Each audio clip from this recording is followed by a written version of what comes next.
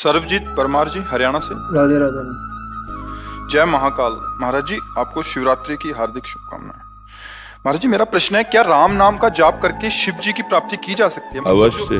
शिव जी के गण बनना चाहते हैं। किसका हाँ, अवश्य अवश्य प्राप्ति कर सकते हैं। आप ऐसा भाव कर सकते हैं कि राम नाम भगवान शिव को बहुत प्रिय है। जैसे हमारे भगवान शिव को जो प्रिय हो वो हम भेंट चढ़ाते हैं ना, हम राम राम राम राम जप करके उनको देते हैं, उसका फल होगा, शिव की प्राप्ति हो जाएगी। समझ रहे? बिल्कुल कोई संशय नहीं, अवश्य प्राप्ति हो जाएगी। शिव जी का ध्यान कैसे करें? शिव जी की मूर्ति जी को मन में सोचें या कुछ और करें? मुझे समझ नहीं है महाराज जी। बच्चा, पहले नाम जप करो। ध्यान का अधिकार एकाग्र और पवित्र मन में होता है। ना एकाग्रता है ना पवित्र मन है तो आंख मूंद के देखो, अंधेरा नजर आएगा ना। पहले नाम जप करो। प्रायः सत्संग में सुना होगा हमने एक का नाम जप करो और नाम का ध्यान करो। अक्षर ब्रह्म है। जे भी नाम का रूप तो देखा नहीं है ना। जैसे प्रश्न हुआ ना कि क्या ध्यान करें, तो नाम है। जैसे राधा, हम अपने राधा राधा वही बार बार हमारे नेत्रों के सामने, वही हृदय में चल रहा, वही श्रवण इंद्रिय से सुन रहे। तो उसी राधा नाम में जो राधा रूप है वही प्रकाशित हो जाएगा। ध्यान नहीं करना पड़ेगा, अपने आप वो रूप प्रकाशित हो जाएगा। देखिए रूप नाम आधीना। नाम जब से रूप का प्रकाश होता है।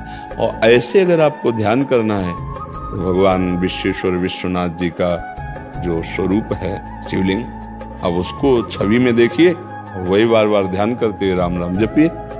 समझ रहे?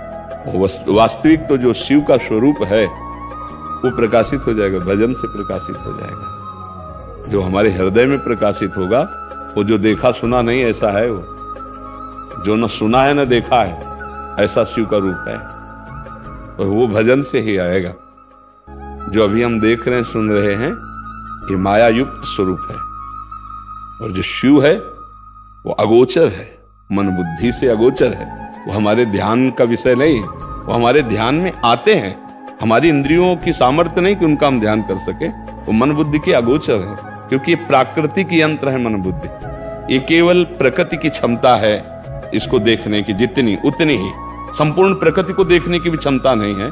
अब देखो, छोटी सी वस्तु देखने के लिए सूक्ष्मदर्शी का प्रयोग होता है, पता है इन नेत्रों में उसकी क्षमता नहीं है। पूर्ण प्रकृति को देखने के लिए प्रकृति से बने हुए नेत्रों की क्षमता नहीं। फिर जो प्रकृति से परे परमात्मा है उसको देखने के लिए वो कृपा करके नेत्र गोचर होता है। वो कृपा करके हमारी इंद्रियों में स्फुरित होता है, हमारे मन में स्फुरित होता है। इसलिए हमें लगता है खूब नाम जप करो, शास्त्र सम्मत आचरण करो। अगर ध्यान की प्रियता बहुत है तो नाम का ध्यान करो। ऐसा भाव नहीं बनता है तो भगवान शिव का जो विश्वेश्वर विश्वनाथ जी या भगवान महाकाल या जो भी भगवान के 12 ज्योतिर्लिंग है या और भी भगवान के स्वरूप हैं, उनको देख करके भावना करो। तो चूंकि भावना शिव की हो रही अंदर से, बात वहां तो शिव है, ये बस इसी भावना से शिव का प्रकाश हो जाएगा। बस चलो हो, चल दो। तो यात्रा पूरी कराना उनका काम है। हम चल रहे, हम भजन शुरू कर दें। ठीक है? राम का नाम जपते हैं तो फिर राम में वो राम राम ध्यान आ जाते हैं।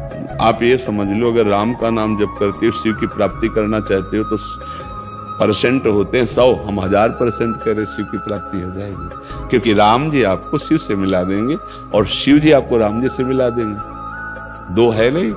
वो लीला के लिए कभी वो स्वामी बनते हैं, वो सेवक बनते हैं, कभी वो सेवक बनते हैं, वो स्वामी बनते हैं। रामेश्वर की स्थापना करके आप आराधना कर रहे हैं और हनुमान जी बन करके आप आराधना कर रहे हैं। समझ रहे? अगर राम जी के चरण पकड़ोगे तो वहीं शिव जी मिल जाएंगे।